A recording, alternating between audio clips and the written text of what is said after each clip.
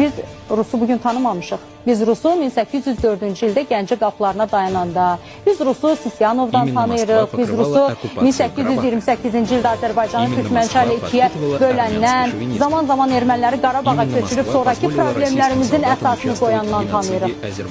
Heç kim və heç nə unudulmur. Sizdən bir Azərbaycan Türkü olaraq, Azərbaycan vətəndaşı olaraq soruşuram. Azərbaycandan nə istəyirsiniz? Niyə Cənubi Azərbaycandakı bacı qardaşlarımızın beynini yumağa, onların tarixini unutmağa sövq edirsiniz? Nədən qorxursunuz? Axı Azərbaycandan sizə heç bir təhlükə yoxdur. Sizdən bizə bir təhlükə var idi. 44 günlük müharibədə Ermənistana siyasi və hərbi dəstək verəndə təhlükə var idi.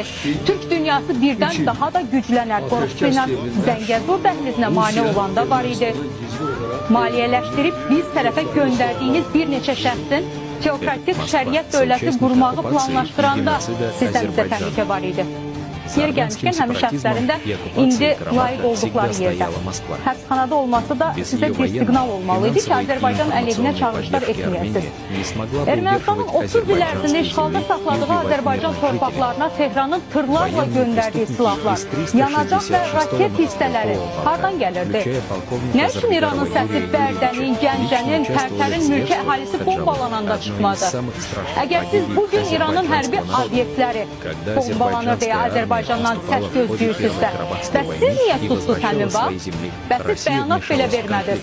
Şuşanın, Ağdamın, Cəbrayılın, Füzulinin, Zəngilanın işğal altındakı vəziyyəti haqda niyə heç vaxt dilinizə bu cür cəsarətli cümlələr gəlmədi?